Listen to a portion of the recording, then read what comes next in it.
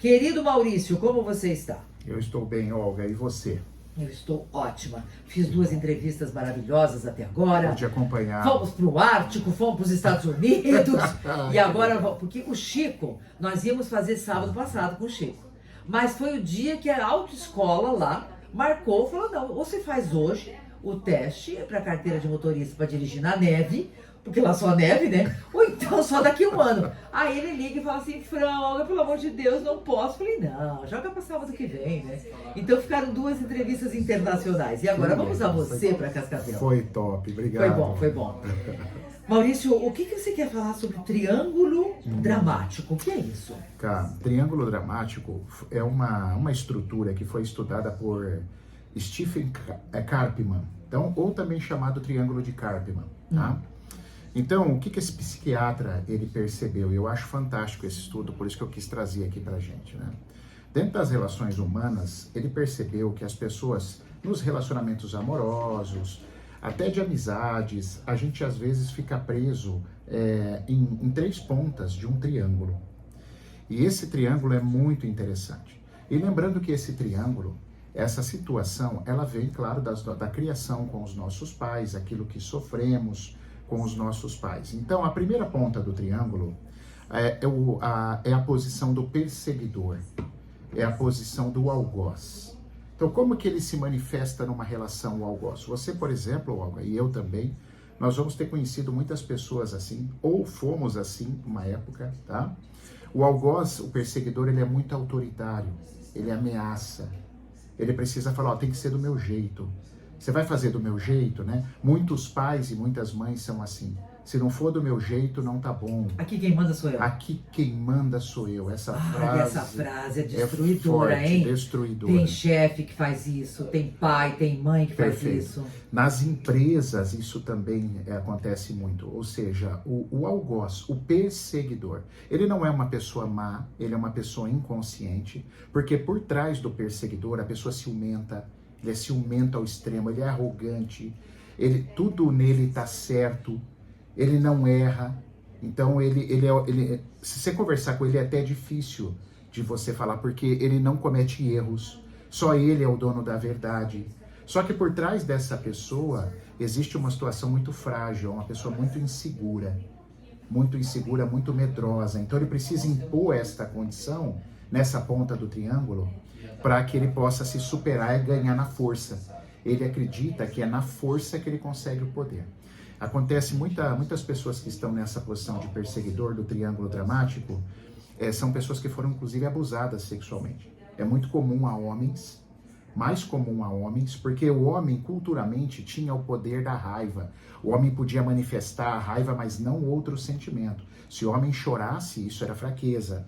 Então o homem culturalmente ele vem no sentimento da raiva, de que eu posso expressar a minha raiva. Só que isso é dor. Isso esconde uma dor muito grande relacionada a essa insegurança, a esse abuso, ao não ser visto. Isso é muito pesado, isso é uma situação muito pesada. Numa outra ponta de um triângulo, nós temos uma pessoa que é a vítima. Olha que interessante. Essa pessoa também, de acordo com o que eu sofri na infância, foi me colocando nessa situação, tá? Os meus modelos de mundo da minha infância. Então, quando eu estou em posição de vítima, nossa, eu culpo todo mundo, nada tá bom, minha vida tá ruim, a culpa sempre é dos outros, eu quero alguém para me salvar, alguém tem que fazer alguma coisa por mim, porque eu não aguento mais, eu sou menos favorecido. É uma posição de vítima, por isso triângulo dramático, porque fica muito dramático essa situação. E se você lembrar que você pode ter uma relação a 2, olha que interessante, um perseguidor e uma vítima, como que vai estar essa relação? Isso é muito comum. Por isso que eu acho interessante. Um vai falar grosseiramente, vai ser o cara agressivo, a outra vai lá no meu consultório e falar porque eu sou vítima, porque o meu marido faz isso, porque o meu marido é contra mim, porque meu marido é assim. Então, um no papel do algoz. E esse triângulo dramático, ele gera muito sofrimento. Essa vítima, ela também sempre vai dar uma desculpa, ela nunca está errada, mas é pelo motivo diferente do perseguidor. O perseguidor é pela arrogância. A vítima, ela nunca está errada porque ela sempre tem que estar numa situação inferior. Ela é frágil. Ela é frágil. Sinal de fraqueza. Eu tenho que ser muito frágil. São pessoas que ficam 3, 5, 8 anos em terapia. Porque elas não pegam uma pessoa que traga um direcionamento, ela quer uma pessoa para ser a muleta. Então ela fica 6 anos fazendo terapia, porque ela não consegue ter uma força interna para fazer essa transição. E a outra ponta do triângulo que sobrou é o Salvador. O Salvador é interessante, porque o próprio nome fala, ele quer salvar. E ele não pergunta se você quer ajuda, ele quer salvar, entendeu? Essa é uma característica clássica do Salvador. Eu vou ajudar sem que tenham me pedido ajuda. E no fundo, eu não sou tão espirituoso assim para salvar os outros. Eu quero, na verdade, uma sensação inconsciente de me promover. Eu preciso de aprovação. O Salvador, ele não sabe falar não. O Salvador, ele tem que passar de bonzinho para todo mundo. Eu tenho que ser a pessoa que ajuda e fala, nossa, como aquela pessoa. Eu preciso de elogio. Eu preciso do elogio. Eu preciso mostrar que eu sou bom. E nós temos uma cultura de Salvador, né, Olga? É só você olhar na televisão a quantidade de filmes de super-herói que nós temos aí. Uhum. Então, a gente sonha sempre com um Salvador, principalmente a vítima.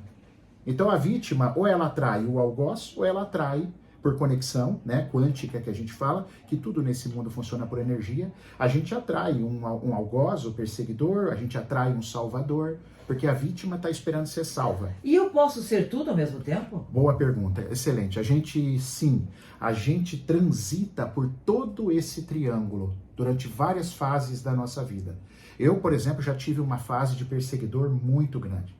Eu já reconheci, já fiz alguns trabalhos, né? Então, lá no meu passado, 14 anos atrás, 15 anos atrás, eu estava muito como perseguidor. Então, a gente vai oscilando. Isso é completamente natural. E como é que a pessoa reconhece isso em si? Como é que você reconheceu que você estava nessa fase perseguidora? Eu tive algumas oportunidades muito boas, né, Olga? Por exemplo, como eu fui para o mundo da terapia, então eu estudava muito, eu lia muito, e eu tive a oportunidade de ter uma mulher incrível do meu lado, que eu tenho hoje, né? Sara, muito estudiosa.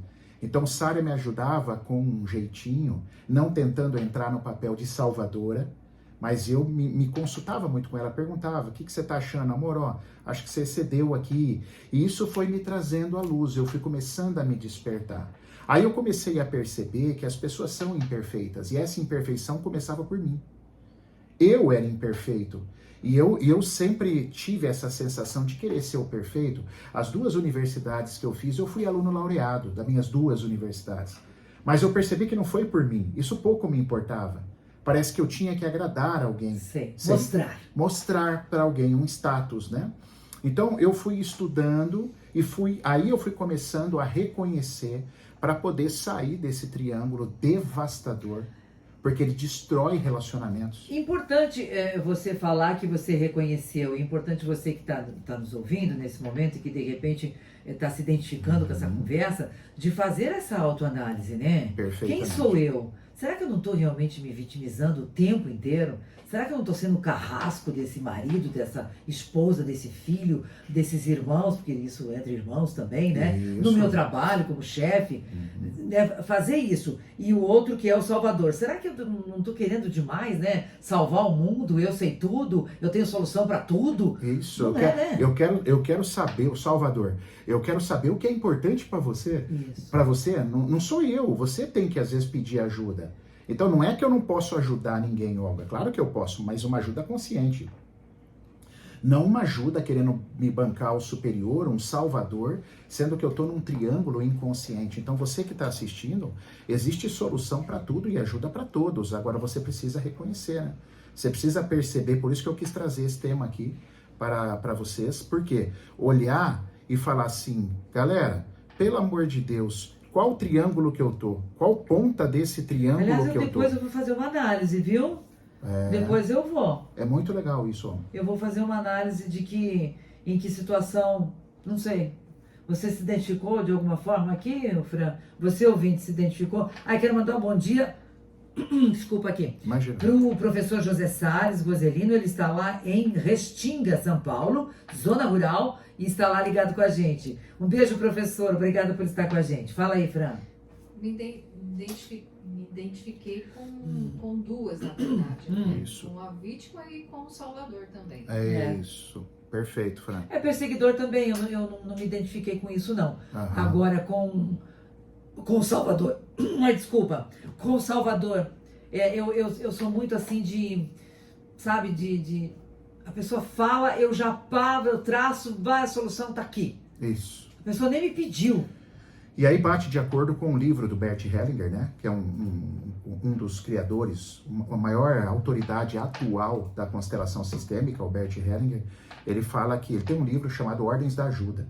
Então ele já nos contava que a ajuda, ela é fantástica, mas desde que a pessoa queira a ajuda. Né? Porque tem gente que não quer. E às vezes eu sou intrometido. Se eu estou nesse triângulo do Karpman, eu quero falar o que é melhor para você, eu quero me posicionar. Aí por outro lado tem a vítima, que é difícil conviver com uma vítima, né? Ela é sempre o problema. Ela não tem aquela autorresponsabilidade que nós inclusive já falamos aqui no seu programa, Olga, sobre autorresponsabilidade. Todos os problemas estão nos outros. E o perseguidor, que está numa situação muito de ameaça, ele quer ameaçar. Tudo isso é gerado por traumas. Isso não é que você é uma pessoa ruim, não é que você é bandido. Isso foi gerado, construído dentro da tua atuação familiar disfuncional. Às vezes você teve uma criação disfuncional. E isso te colocou num dessas peças do triângulo, em alguma dessas pontas. Então, reconhecer isso, procurar ajuda e fazer também por si só, aprender os exercícios com um profissional que você pode aplicar dentro da sua casa, dentro da sua vida, para que você possa sair desse triângulo. A sua relação amorosa vai adorar, a sua relação de amizades vai adorar e você vai se sentir muito, muito mesmo realizado, né? A vítima precisa aprender a se amar, né? A vítima, o salvador precisa aprender a se colocar no seu lugar, o perseguidor precisa ter mais humildade, entender que ele está fazendo aquilo por medo, por insegurança. Na natureza, a maioria dos animais, Olga, ataca quando tem medo. Então, o medo e a raiva, eles são sentimentos que caminham muito juntos. Medo e raiva. Medo e raiva. Quando eu sinto muito medo, eu ataco. A maioria dos animais fazem isso. Ou eles atacam por comida, ou eles atacam por medo, para se defender. Então, o perseguidor está nesse dilema horroroso, ele está nessa situação horrorosa, criando situações que com certeza, todos, né? Nenhuma ponta do triângulo é melhor do que a outra, né? Aquela pessoa que se faz de vítima, ela corre um sério risco de se isolar, de ficar sozinha.